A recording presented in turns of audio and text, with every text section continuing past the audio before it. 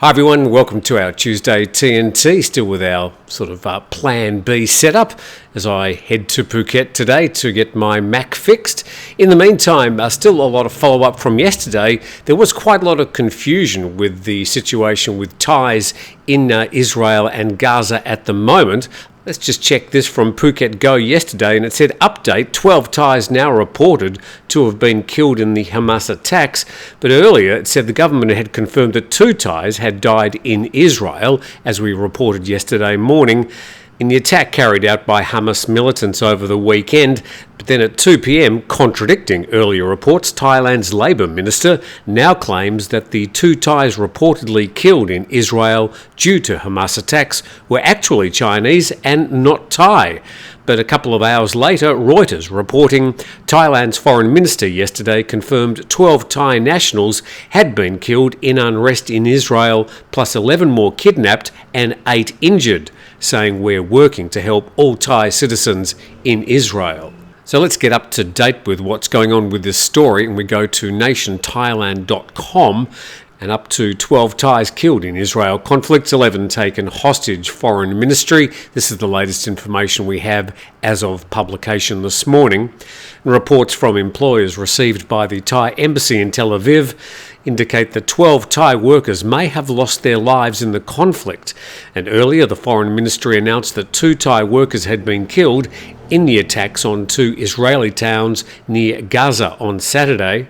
But the ministry was still verifying the information from employers and awaiting confirmation of the casualty numbers from the Israeli government.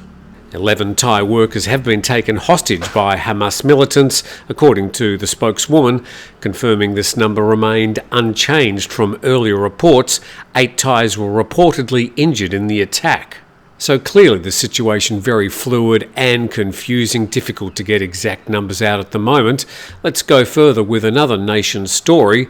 And it says 1,099 Thais register to return home. Some Thais taken hostage may have been freed. And we'll get an update on those numbers a little bit later.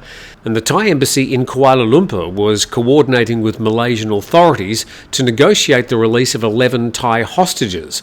The Thai workers were captured along with other nationals when Hamas militants launched an unprecedented attack on 2 Israeli cities near the Gaza Strip. And she reported that some 100 people had been taken hostage. She added that Israeli troops have started evacuating Thai workers from dangerous zones. And she said an emergency meeting on Sunday, chaired by the acting PM, resolved to have the Royal Thai Air Force put planes on standby to remove Thai workers once the situation permits. All in all, there are 30,000 Thais working in Israel. Some 5,000 of them are in the Gaza Strip. And the Thai government's calling on nearby countries like Jordan to grant permission for Thai workers to travel there by land before being flown back. And the Israeli government's told other countries that the situation in Israel is still safe and the airport is still open, though flights have dropped by 50%. And the Israeli government recommended foreign governments to use commercial planes if they still want to evacuate their citizens. If they want to use other planes, including military planes, they must first seek permission from the Israeli Foreign Ministry. So confusion abounds about these Thai citizens, but there are some on their way back. ThaiPBSWorld.com reporting the first group of 15 Thais to arrive in Bangkok from Israel on Thursday. And the first group of 15 Thais will leave Israel on a commercial flight for Thailand tomorrow and are scheduled to arrive in Bangkok the following day. The returnees will be met at the Suvarnabhumi airport and given medical checkups. And the Israeli government has not allowed military planes or special flights to enter their airspace. And just an update on those earlier numbers of Thais trying to get out of the region at the moment.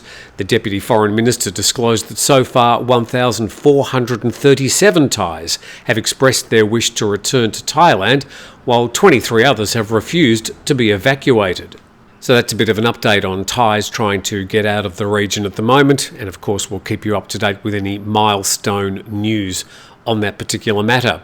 But to domestic matters, and a promise made during the last election campaign by the Pheu Thai party to establish a 10,000 baht digital wallet that will be given to all Thais over the age of 18. Let's see what's happening with that. And we go to Channel News Asia saying that the Thai government says open to adjusting the handout scheme with the central bank help. Has been some reported conflict between the government of the central bank and the new Prime Minister Srettha Thavisin. Thailand's new government said yesterday that it's open to adjusting a 15 billion, now I think that's because it's Channel News Asia Singapore dollars, 15 billion Singapore dollar handout scheme with input from the central bank, as experts warned about the program's viability and its risk to the economy.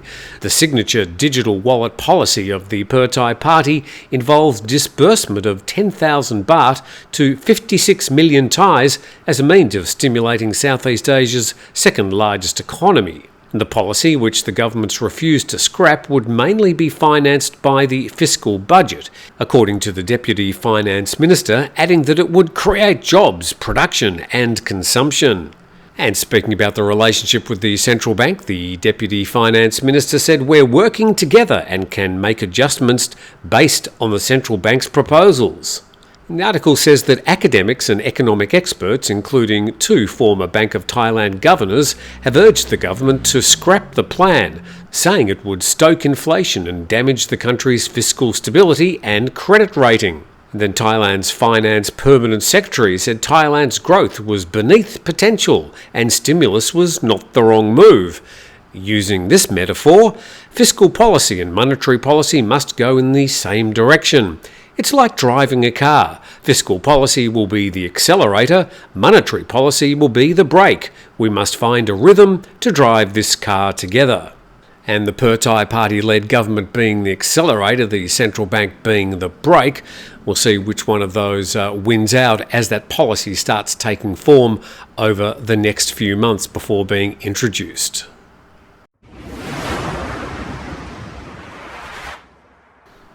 And a big thanks to our sponsor, 5-Star Marine, 5starmarinephuket.com.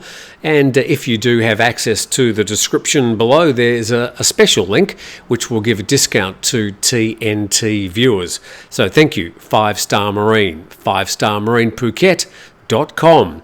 We go to this story to Pattaya now and the PattayaNews.com, and it says Sattahip residents cry foul over a seaside resort building pool on the Jomtien Beach.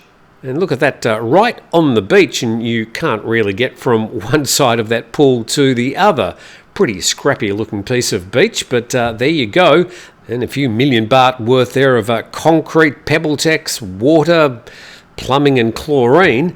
The story says residents in the Sattahip district of Chon Buri are urging relevant authorities to scrutinise a seaside resort that's constructed a swimming pool and other facilities directly on the Jomtien Beach. Now, as far as I know, all beaches in Thailand, barring a very, very few, are pretty much public use. This all looks a little bit strange. Several concerned citizens residing near the Jomtien Beach have urged the Jomtien municipality to investigate an anonymous resort located near the famous Lung Suai seafood restaurant for building a large pool that's extended onto the beach. The resort has a pool that reaches the Jomtien Sea and basically blocks people from crossing to the other side of the beach. The name of the resort, however, was withheld to allow further investigation by relevant authorities. And apart from this, the resort also has a sign that reads "Private Area, No Trespassing." Thai media reports the establishment appears to be closed and the swimming pool seems to have been constructed within the past 2 years based on information from Google Maps. What? No one's noticed the building of that structure right on the beach over the past 2 years? Very strange indeed, and just looking at the pool water, looks like it's been maintained. It's a nice crystal clear blue colour. And concerned citizens residing in the area are calling for the marine authorities to determine whether the facility has encroached on the public area of the beach or not. They're also demanding to know if the resort owner has a licence to build the facility. Well, I'm pretty sure in both cases the answer would be no. To another story in Pattaya now, we go to pattayamail.com, and the Pattaya Jomtien Immigration Bureau launches a new service. And the Chon Buri immigration headquarters at Jomtien Soi 5 yesterday introduced a revamped, customer-friendly service to subdue queuing and long wait periods. Two air-conditioned glass buildings, creatively named A and B, have been completed in the former on-site car park. The changes come about after many years of overcrowding, waiting in the hot sun, etc. And foreigners attending to do their 90-day address confirmation continue to report directly to Building A without prior registration. I hope you're following this. All other immigration customers, first of all, now report to Building B to obtain a ticket number for further service. Depending on the specific service they need, the ticket number will direct them to the immigration main building or to Building A. And if you're still confused, then there's a map there to make it abundantly clear. Lots of A's and B's and ticks and crosses and arrows, but I'm sure that the residents up in Pattaya and the Jomtien area will be happy that they now have some air-conditioned locations to wait in. According to this particular gentleman, an expat called Dave Miller, he said, "I wanted a certificate of residence to apply for a driving licence and waiting comfortably in the air-conditioned area until my queue number was called." I'm glad Dave's happy and hopefully he got his certificate of residence. Now, the elephant in the room regarding arrivals in Thailand for the last year has been the start of an arrival fee, a tourist levy. It was going to be 300 baht. It's been proposed and then put back, and they didn't quite know how to collect it. This is the latest, according to a story from ThaiExaminer.com. And it says tourism fee fund to be fast-tracked after payouts to families in the Siam Paragon mass shooting. Now, how are these stories connected? Let's see what the story says. New foreign tourism levy to be paid on arrival at kiosks at Immigration Bureau points of entry, including at airports after landing. The fee will also be delivered via a website or smartphone app, according to the Ministry of Tourism and Sports in the latest update on a proposal that's been up in the air for decades but is yet to be implemented by successive Thai governments.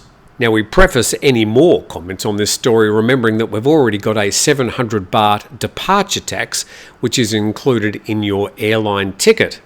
The Tourism Ministry and the Siam Paragon Shopping Centre came forward this week to compensate the families of the two women murdered during Tuesday's mass shooting in Bangkok after the government admitted that the Tourism Assistance Fund to compensate tourists involved in emergencies in Thailand had recently been cancelled by officials in an efficiency drive.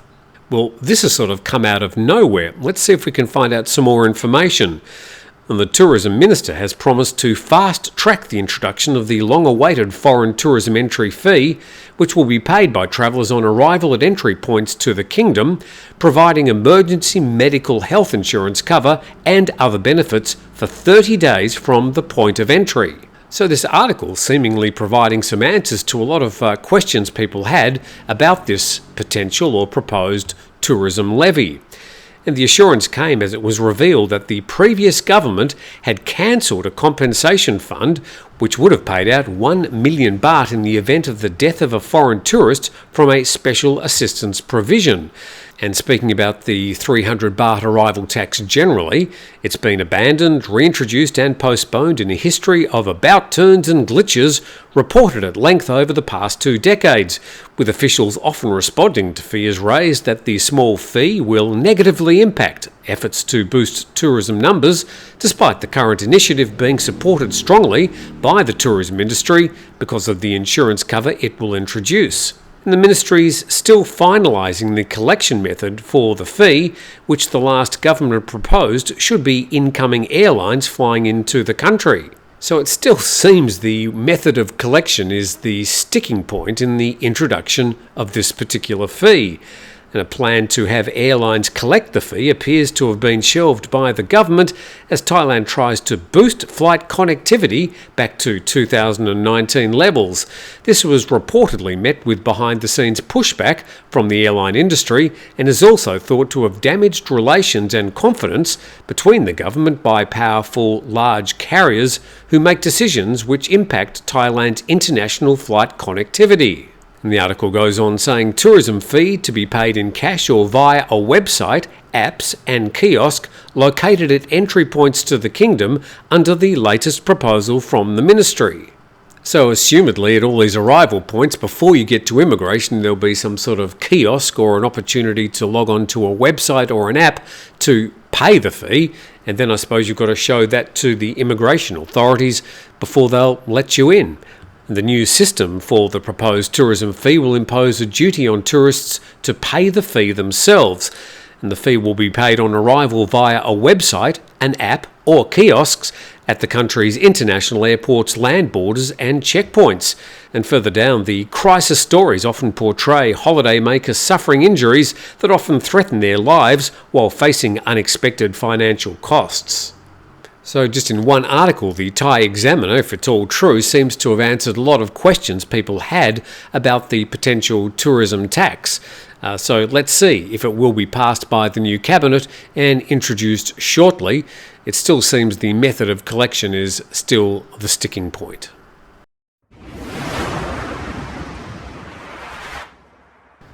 Tuesday's TNT and an invitation to subscribe to the channel if you get an opportunity. That would be much appreciated. We go to the bangkokpost.com and an Indonesian trawler seized, 40 crew arrested. The 3 Indonesian fishing boats were seized and the 40 crewmen arrested after they were caught fishing in Thai territorial waters west of Phuket on Sunday. And the Navy vessel found the 3 trawlers nearly 76 nautical miles west of the Cape Prom Tep, which is the very southern point of Phuket. And the 3 boats and their crews arrived under escort at the Ratsada boat pier in Phuket on Monday. The crewmen were handed over to Geelong police for legal proceedings. So 3 new fishing boats to add to the collection, and looks like those 40 Indonesian fishermen will be deported back to Indonesia. That's the way we see the main news stories around Thailand on the 10th of October. Thanks for dropping in. Please subscribe to the channel. We look forward to doing it all again tomorrow.